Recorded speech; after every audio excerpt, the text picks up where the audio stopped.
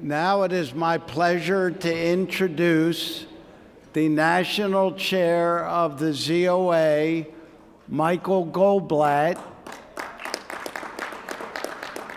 While Michael and I are fully aware of the greatness and strength and brave cousins that we have in Israel fighting, Michael has been a soldier for Israel for at least the last 30, 35 years that I've worked with him and Mort Klein together.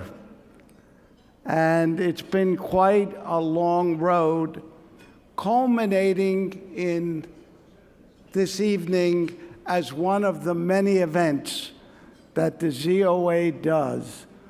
I give you Michael Goldblatt. Dr. Michael Goldblatt.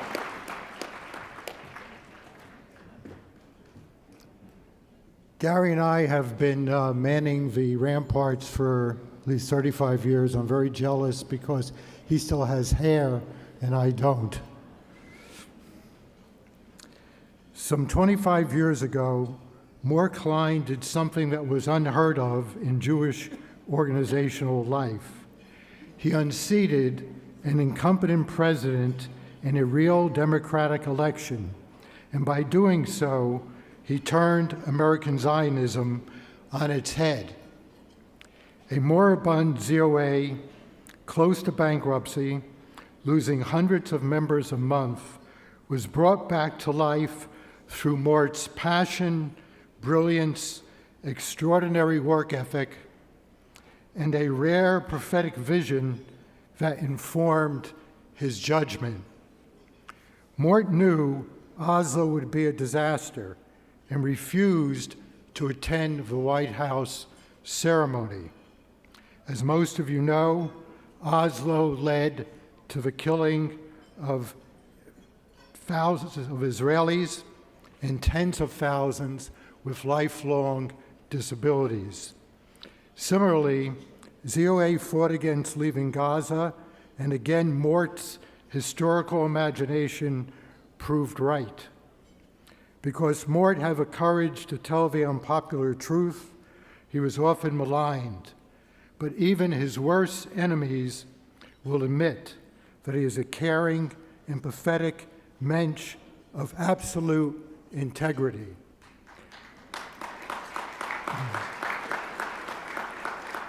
I am honored to introduce a true heir of Begin and Jabotinsky, Morton A. Klein.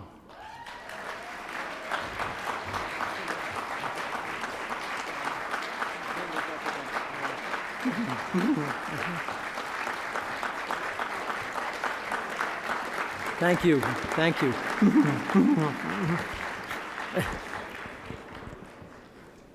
Well, thank you, Michael, for reading that exactly as my mother wrote it for you. She actually believes some of that stuff. First of all, as my wife has instructed me, as I do each year, I have to always do it. I have to let everyone know I have Tourette syndrome, a neurochemical disorder. I make sounds that I can't control. But there's positive and negatives to having Tourette. The positive studies truly show that people with Tourette truly have a slightly higher IQ than people without Tourette. But the negative, studies have also shown the negative is that people with Tourette have far fewer dates in high school and college. So I would have preferred a lower IQ and a few gals, you know. Donald Trump told me to say that, I want you to know.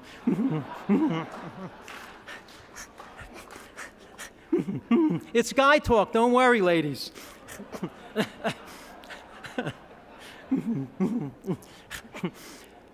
First of all, I want to welcome all of you to the Academy Awards of the Jewish world. ZOA, we will be handing out Jewish Oscars throughout the night. But they don't look like Uncle Oscar. Strangely enough, they look more like Bibi Netanyahu for some reason.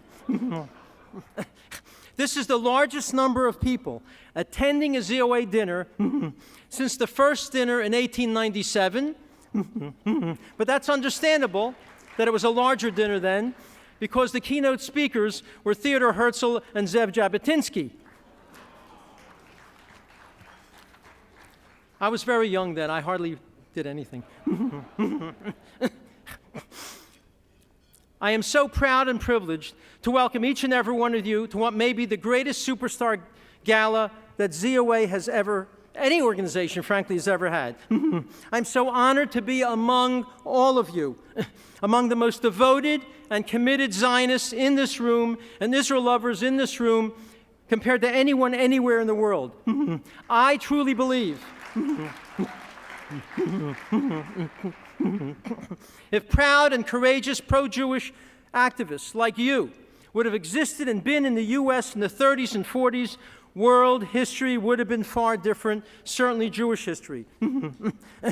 But some of us, especially at ZOA, we've learned some important lessons from that monstrous time. And that is, never again dare we be Jews of silence. Never again. Never, never, never. And I also learned that lesson well from Professor Alan Dershowitz, who preaches that all the time. As Ezekiel said, if the watchmen see the sword advancing and does not blow the horn so that the people are not warned, and the sword comes and destroys even one of them, I will demand a reckoning. ZOA will blow and blow and blow its horn for the Jewish people in Israel, relentlessly, continuously, tirelessly, courageously.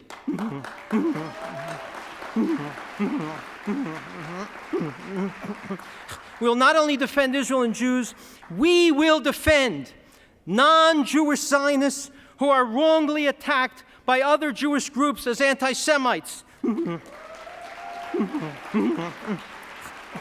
These groups are professed concern about anti-Semitism, but their real concerns are about political policy positions. How else do you explain that the Anti-Defamation League, who attacked Bannon, is silent in the wake of Keith Ellison being promoted as head of the Democratic National Committee?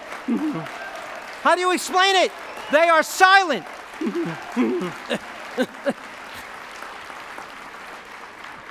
Ellison has referred to Israel as an apartheid state, votes one of the very few who votes against funding the Iron Dome, and worked for years raising funds for the anti-Semite Louis Farrakhan, explaining he didn't know he was an anti-Semite.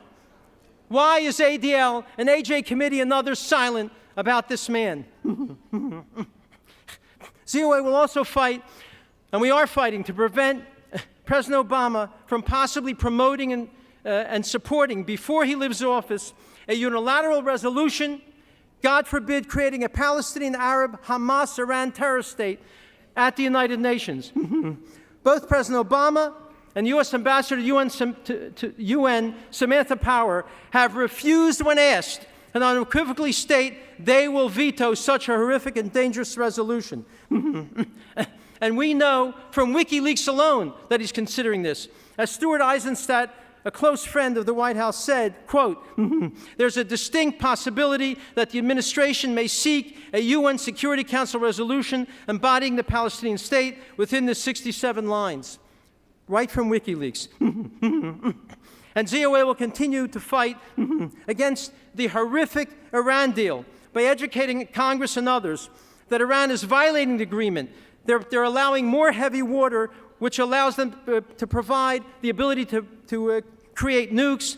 They test international continental ballistic missiles, and one violation after another. We will continue fighting against this deal. And thank God we have Donald Trump, who says that he will make sure this deal does not endanger the West and Israel.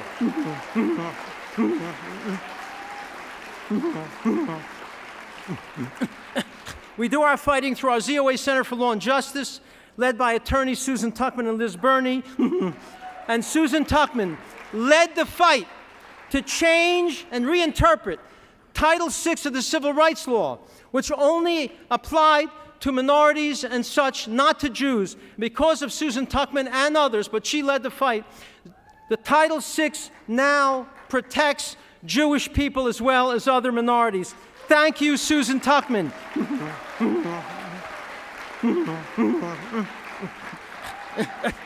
And we have a ZOA office in Israel left by Jeff Dalby, who's fighting to promote a Legals Ground initiative to affirm Israel's legal rights to Israel, Jerusalem, Judea, and Samaria. Our campus division led by Zach Stern.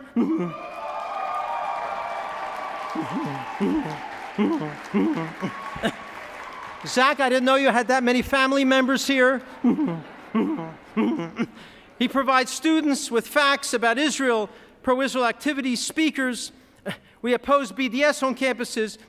We run fellowships and internships for students twice a year, bringing them to Israel. We are the only major Jewish group that brings these students to see Judea and Samaria and Hebron and Ariel and Efrat and Maladumim. So they see these are normal cities with normal and wonderful people. And much of the help of our ability to do this goes to our wonderful friend, Myron Zimmerman. I'm proud and honored to say he's a personal friend of mine.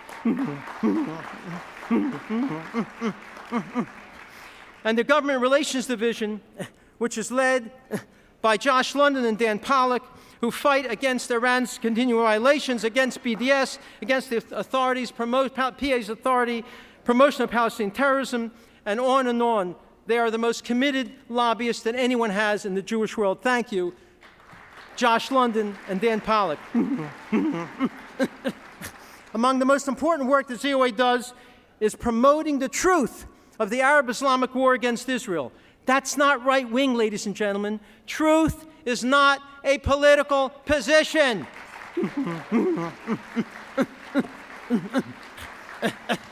We fight against this insanity of the United Nations under UNESCO, erasing that there's any Jewish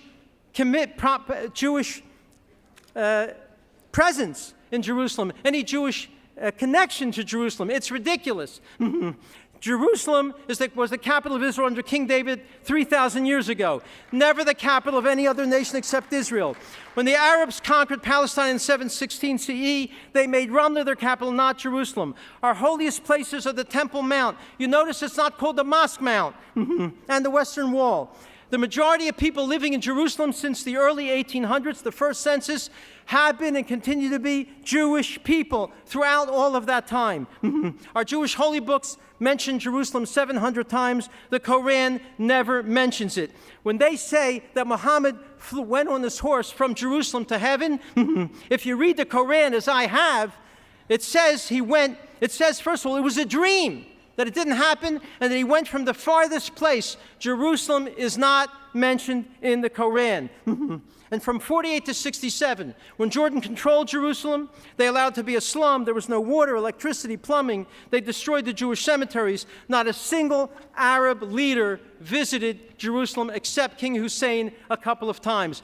That is not a holy place to the Muslims. In fact, let me say openly, it is a propaganda myth that Jerusalem is holy to Muslims. It is not.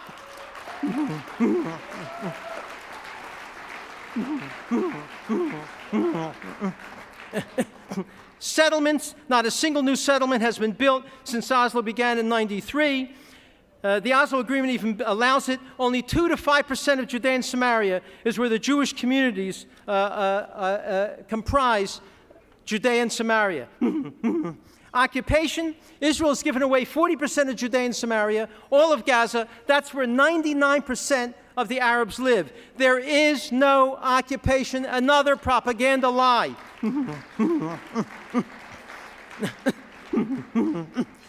They run their own parliament, their own schools, their own textbooks. They have their own newspapers, radio and TV, businesses, and police force. The only reason Israel is there is because they continue to have terrorist cells wanting to come into Israel to murder Jews. Once they stop terrorism against Jews, the IDF will leave the Palestinian areas that Israel has given away.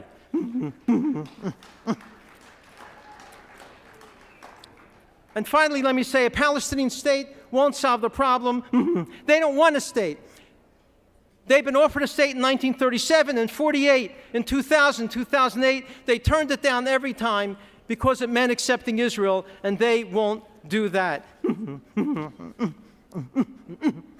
I wanted to say that ZOA is not alone in supporting Israel. ZOA is not alone in telling the truth. The most famous and distinguished folk singer in America is also a great supporter of Israel. This is a man who is getting the Nobel Prize for Literature in 2 weeks from today. His name is Bob Dylan, formerly Robert Zimmerman. I'm going to end this with Bob Dylan's song called The Neighborhood Bully. Neighborhood Bully means Israel in this song. Bob Dylan sang, actually not as well as me. His voice is not too wonderful. He wrote and sang this song. Well, the neighborhood bully is just one man. His enemies say he's on their land. They got him outnumbered about 1,000,000 to 1. He's got no place to escape to, no place to run. He's the neighborhood bully. The neighborhood bully just lives to survive. He's criticized and condemned for being alive. He's not supposed to fight back. He's supposed to have thick skin. He's supposed to lay down and die when his door is kicked in. He's a neighborhood bully. The neighborhood bully been driven out of every land. He's wandered the earth an exiled man. He's seen his family scattered, his people hounded and torn. He's always on trial for just being born. He's a neighborhood bully. Well, he knocked out a lynch mob. He was criticized for it. Old women condemned him, said he should apologize. Then he destroyed a bomb factory. Nobody was glad. The bombs were meant for him. He was supposed to feel bad. He's a neighborhood bully. Well, the chances are against it. The odds are slim that he'll live by the rules that the world makes for him, because there's a noose at his neck and a gun at his back, and a license to kill him is given out to every maniac. He's a neighborhood bully. Thank you, Zionist Bob Dylan. Thank you.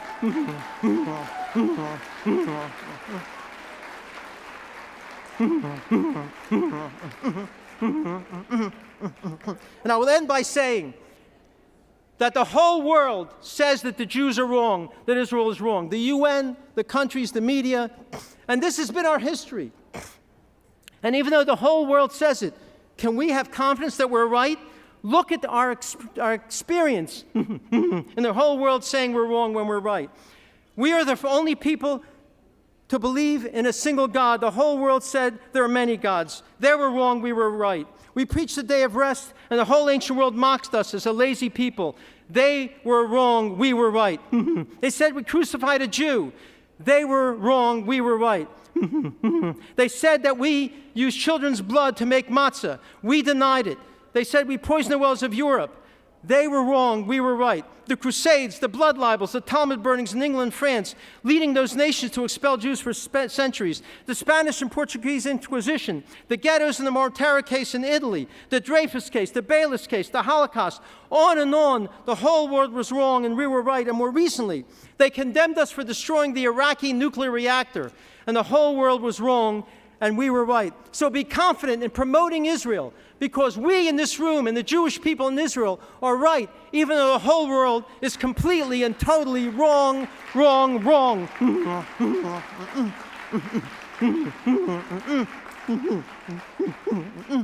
I will end by telling you a quick 30-second story.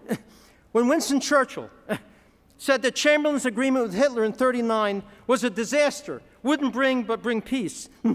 Lady Astor, a member of Parliament, and others were so angry at Winston Churchill. She came over to him and said, Winston, I'm so angry at you for upsetting us that we're not going to get peace from this agreement, that for demoralizing us. I'm so angry, she said. If I were your wife, I would put poison in your tea. And Winston Churchill said, Lady Astor, if I were your husband, I would drink it. Thank you very, very much. Thank you very, very much. Thank you. So speak out on behalf of Israel. We are right. We've always been right. We continue to be right.